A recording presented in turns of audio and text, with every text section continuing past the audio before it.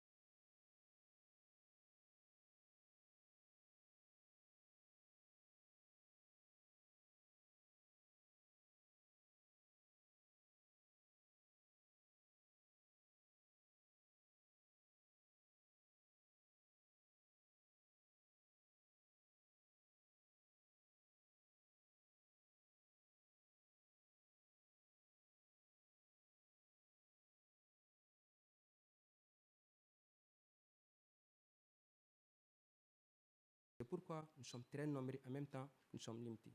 Parce que si tu viens que tu es dans Yamaru, tu es yamariste. Mais c'est à toi maintenant de te confirmer, c'est à toi maintenant de montrer ce que tu peux faire. En même temps aussi, et dans la photographie, on a essayé de réfléchir sur un élément essentiel de la photographie qui est le triangle de l'exposition. Dans la photographie, on explique à travers nos valeurs et nos traditions. Même nos formations, on fait tout ça en nos langues. Donc les gens comprennent facilement ce que nous disons, en notre langue maternelle qui est le Bambara. Donc c'est comme ça que nous évoluons au niveau de Yamaru Photo. En même temps, Yamaru Photo, c'est la photographie, mais ça ne s'arrête pas seulement sur la photographie. On parle aussi de Maya, c'est-à-dire être humain. Donc, on met le côté humain dans la photographie. C'est-à-dire, notre socle, c'est la photographie, mais on entoure avec nos valeurs qui est très, très humain. Donc, on appelle ça Maya. Que moi-même, je suis en train d'étudier ça dans un centre qui s'appelle Corée, université spéciale pour développer le Maya, être humain. Donc, on étudie ces côtés-là aussi au niveau de Yamaru Photo pour pousser les gens non seulement à réfléchir d'une manière positive, en même temps d'être. Donc, étant photographe, on doit réfléchir dans ça, on doit être conscient de ce qui se passe autour de nous. C'est pourquoi on étudie la photographie en même temps ses côtés. On a vu dans ces derniers temps beaucoup de gens avec la situation. Ils font la photo, les grandes photos, on les perd parce qu'avec compte tenu de la situation, des choses dures. Donc, comment être très debout avec la photographie? Parce que la photographie, surtout les côtés que nous faisons, un peu artistiques, c'est difficile de vivre avec ça. Donc, comment mélanger la photographie avec la vie quotidienne? Donc, on étudie ces déséquilibres en Yamaru. En même temps, quand tu es dans Yamaru, tout le monde est comme ça. Même nous présentons nos gardiens comme le président de la République. Donc tout le monde est au même niveau à Yamaru Photo. Oui. Tu peux parler un peu plus dans le micro peut-être, Okay. Voilà, pour être sûr de t'entendre. Voilà, merci. Okay, merci.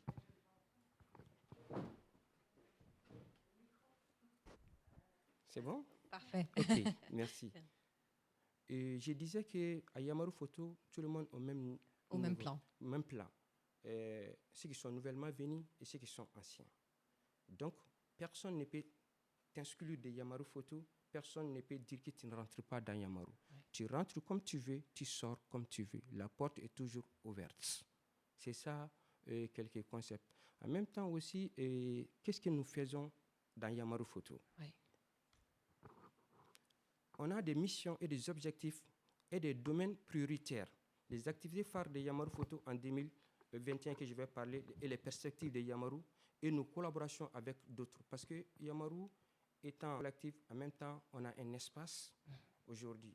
Vous avez un atelier propre en fait. Oui, on a créé un espace où vraiment on emploie beaucoup de gens maintenant. Parce qu'on a regardé un photographe, ce n'est pas forcément un administrateur. On a essayé d'avoir un administrateur. On a essayé d'avoir un chargé de com. On a essayé d'avoir un comptable. Donc, tout ce qui nous manque, qui nous bloque, on a essayé de mettre ça en place. En même temps, on a créé des missions et des perspectives.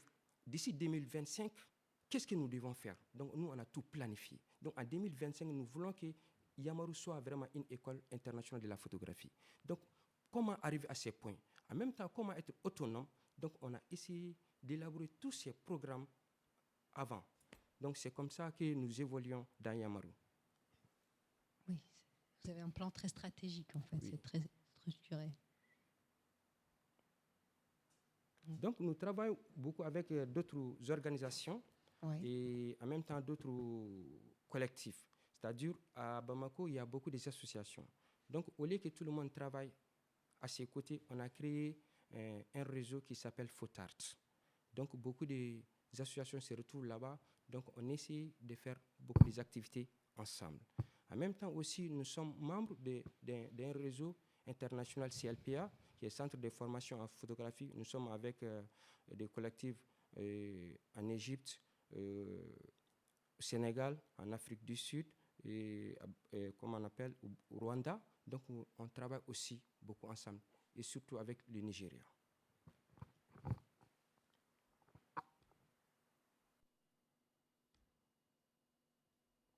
Donc, dans Yamaru Photo aussi, on fait beaucoup de choses.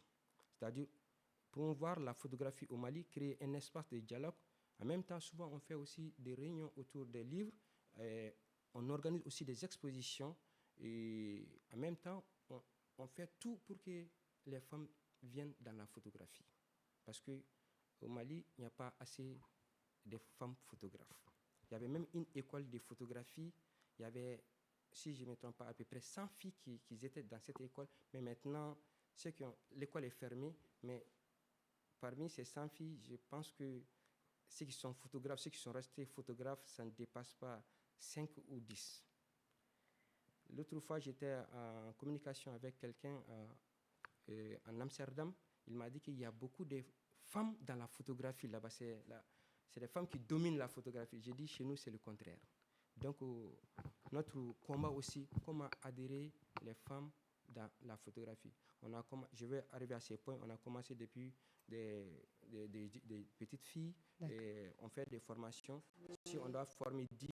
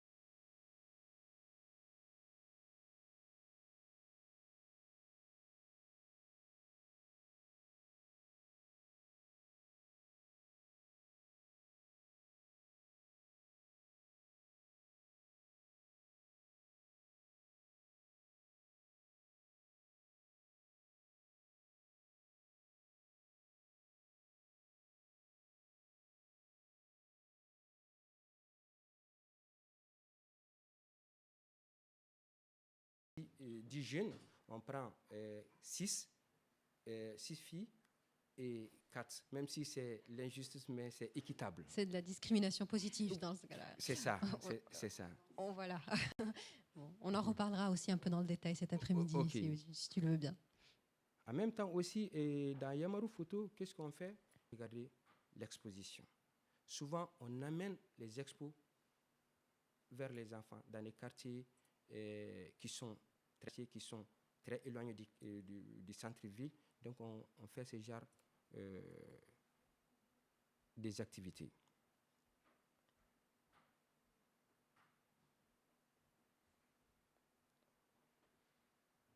Je ne maîtrise pas trop, comment on appelle? PowerPoint. Non, pas PowerPoint, cette machine.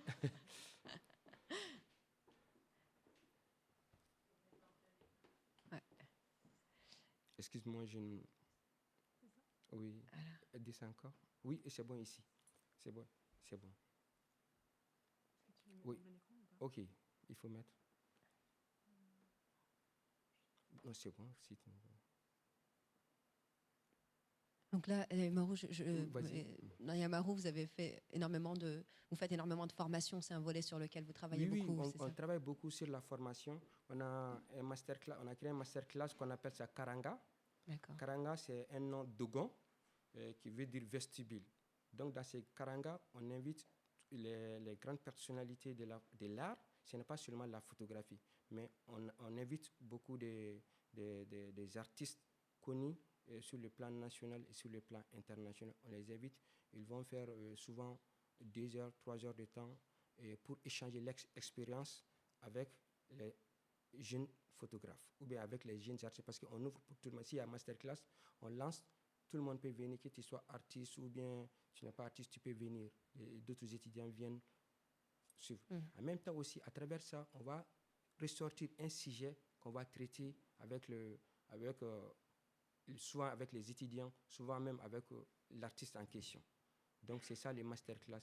Et dernièrement, on a invité une comédienne. Donc, on va travailler maintenant la photographie et des comédies. On a invité aussi un artiste plasticien que je vais vous montrer le travail qu'on a fait, qu'on appelle ça Djabari. Donc, je vais vous montrer ce travail-là aussi qu'on a commencé à faire ça avec un artiste plasticien. Comment mélanger la photographie avec d'autres matières.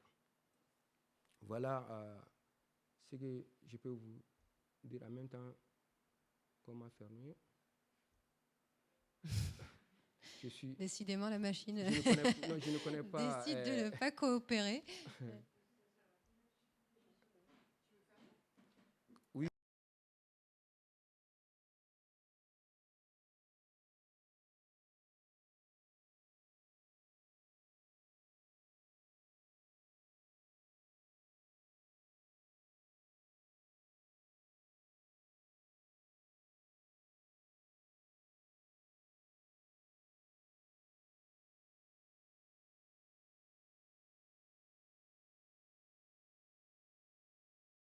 Je vais fermer pour montrer Djabari d'autres projets que nous avons faits, en même temps aussi nos activités.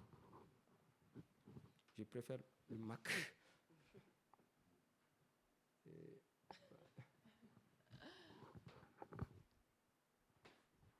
ne faut pas aller. C'est ça. Donc, est-ce que tu peux nous expliquer d'abord qu'est-ce que tu vas nous montrer exactement? Voilà, je vais montrer un projet qu'on a commencé. Maintenant, c'est un projet qu'on est en train de faire. On appelle ça Djabari. Djab veut dire image, oui. Bari veut dire coller. Comment mélanger la photographie avec du sable coloré. Donc, étant la photographie, c'est quelque chose de fin, donc sable un peu brut.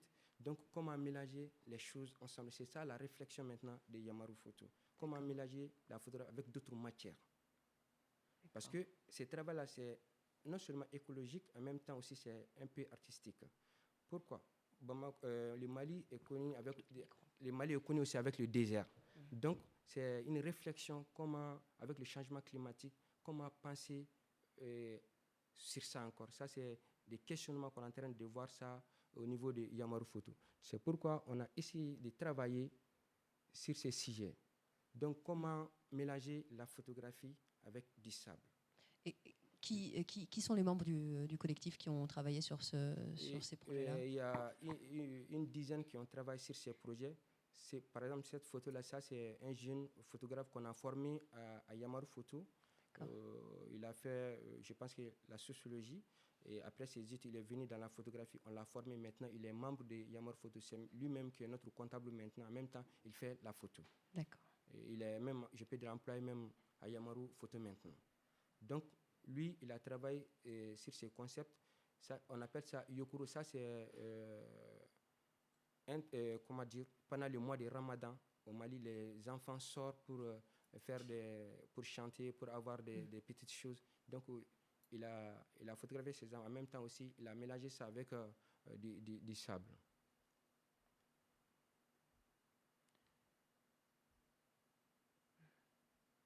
Ça, c'est ma photo. Donc, depuis longtemps, je suis en train de travailler sur des petits nounous au Mali parce que c'est quelque chose qu'on voit chaque jour, mais les gens ne considèrent pas trop. C'est-à-dire, on finit par plus les voir. Voilà, des petites nounous. C'est-à-dire, c'est des jeunes filles qui supportent leurs petites sœurs pendant longtemps. Il y a des jeunes filles même qui n'arrivent pas à travailler. Chaque fois qu'elles veulent sortir pour jouer, leur maman les interpelle pour s'occuper de leur... Si c'est des plaisirs, à Bamako par exemple, que les petites grandes sœurs pleurent pour s'occuper de leur...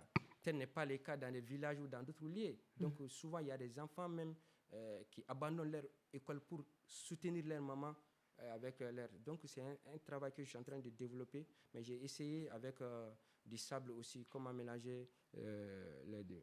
D'accord. Donc ça, c'est le travail d'un autre jeune qui s'appelle Moussa Tolo. Donc ça, c'est encore un jeune de Yamaru Photo qu'on l'a formé aussi, qui fait partie aujourd'hui de Yamaru Konaté, donc qui est en train de travailler aussi sur des figures à travers du sable. D'accord. Et vous êtes combien en ce moment dans le collectif, si vous devez donner Nous un sommes chiffre? des dizaines. Ouais. Comme je vous avais dit, notre porte est grandement ouverte. Ceux qui viennent régulièrement, c'est des dizaines, mais souvent on se retrouve à des vingtaines, souvent plus que ça, souvent ça réduit. Donc on n'a pas vraiment de nombres fixes. Parce que la porte, est tout le toujours monde est ouverte. libre. En même temps aussi, quand tu pars, personne ne t'acquise. Quand tu viens, personne. C'est-à-dire, tu es libre. Ouais. C'est ça l'objectif. Ce n'est pas un lieu de jugement ou bien un lieu de. Non. Oui, c'est intéressant parce que là, on a vu 3 présentations et 3 définitions du collectif différentes. Donc, Oui. ça prouve qu'en fait, c'est vraiment à géométrie variable et que chacun... Voilà. Parce que nous, on a analysé tout ce qui peut créer des problèmes. On a essayé d'éviter ça pour que Yamaru soit... Parce qu'on a dit qu'on crée ça, ce n'est pas pour nous, mais pour le futur. Bon, ça, c'est... Donc, c'est ça l'objectif. C'est pas nous. On a même décidé, à un certain moment, nous, on va même quitter Yamaru pour laisser ça à d'autres personnes. C'est ça l'objectif de Yamaru Photo. D'accord. Donc, la transmission avant tout. Voilà.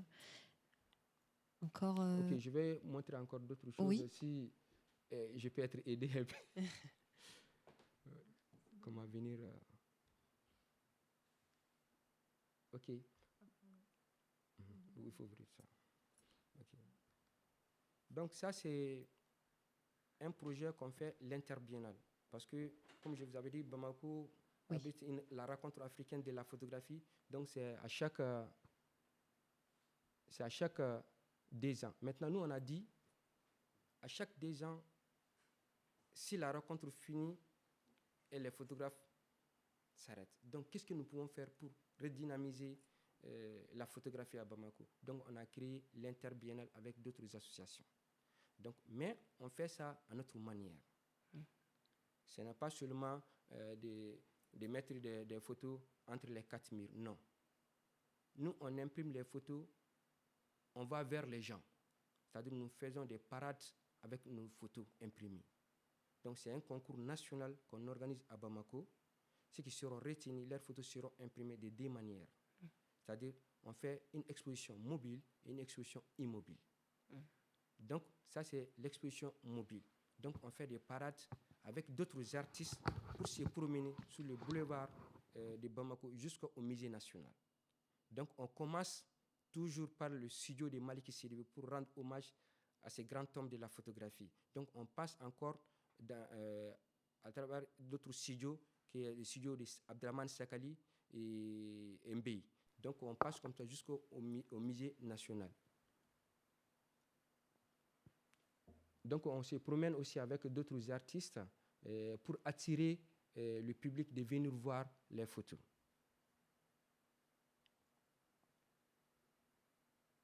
Donc, souvent aussi, pour que ça soit vraiment officiel, parce que les gens n'ont pas l'habitude d'attendre des fanfares avec le public, donc on associe encore l'armée du côté positif pour montrer que, parce que la photographie est un peu minimisée. Parce que quand tu dis que tu es artiste photographe, quand tu dis que tu es artiste, tu dis que tu chantes quelle musique. Donc, en même temps aussi, beaucoup de gens pensent que la photographie, chez nous, s'arrête seulement à un reportage de mariage et de baptême. Donc, oui, il y a une vraie méconnaissance encore. Voilà, donc c'est pourquoi on est en train d'amener ces côtés officiels quand les gens attendent ces tambours avec les photographes. Donc, les gens se souviennent toujours de ça. Quand les gens nous voient mettre, c'est vous qui sont passés l'autre jour là avec des fanfares. J'ai dit oui, c'est nous. Et c'est un moyen de communication qu'il est difficile de rater, effectivement. Là. Donc, on fait ça pendant 1 mois, à chaque semaine, et on fait des parades dans d'autres quartiers. Ce n'est pas seulement un seul quartier, mais on fait dans beaucoup de quartiers. Super. Et associé aussi, l'armée, a beaucoup de sens encore, parce que le Mali traverse une grande crise, donc nous, on a besoin de bruit de tam-tam que de bruit de... Voilà. Oui, ça permet de changer un peu le regard aussi, c'est important. En même temps, les photos là aussi sont imprimées et on expose aussi dans les musées et dans les galeries aussi, avec ces photos-là. Donc, c'est des côtés. Ceux qui n'arrivent pas à aller au musée, ils vont voir ça dehors. Oui. Donc, ceux qui ont la capacité d'aller au musée, ils vont regarder aussi dans les musées et dans les ça. galeries. C'est C'est comme ça que nous faisons. Vous démocratisez complètement l'accès. Voilà, on en fait. démocratise, c'est ça notre objectif, démocratiser la photographie. Ouais, ouais.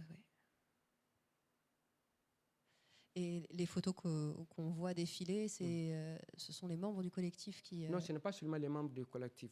Et ça, c'est ouvert pour tout le monde. C'est-à-dire tous les Maliens et tous ceux qui résident au Mali peuvent postuler à ces concours. Les résultats qui sont comme ça imprimés sur des bâches et en même temps sur des papiers pour exposer partout. Mais on collabore aussi avec d'autres artistes, des marionnettistes et des danseurs aussi. On fait aussi des expositions dans les rues à Bamako, c'est-à-dire dans les quartiers populaires. On essaie vraiment de simplifier, que vraiment tout le monde soit au même niveau pour regarder la photographie. C'est pourquoi on cherche des espaces, des quartiers très populaires. On fait des expositions sur les murs. On a un projet de vraiment d'exposer d'ici quelques années sur 1000 murs à Bamako.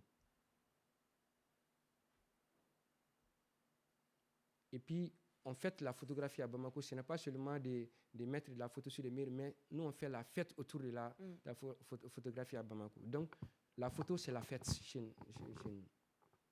Avec ce genre d'exposition sur les murs, ça permet les vieilles personnes qui ne regardent pas les expos, à leur retour de la mosquée, elles s'arrêtent tout le monde, ou bien ils s'arrêtent tout le monde de regarder la photo vers 6 heures du matin. Donc, les mêmes photos, les élèves, quand ils partent à l'école vers 7 heures, et ils les regardent. Et en dehors de ça aussi, les enfants de la rue qui sont là, et ils les regardent. Ouais. En même temps aussi, les jeunes du quartier regardent. Donc, l'expo est ouverte à tout public. Oui, c'est comme ça. Ça touche tout le monde. Voilà, ça touche tout le monde. Il y a des gens même qui reconnaissent, par exemple, des enfants. Il y a un photographe du Yamaru Photo qui a travaillé sur des talibés, des enfants, comme ça. Un a reconnu son ami, il est parti chercher son ami pour lui montrer dans l'expo.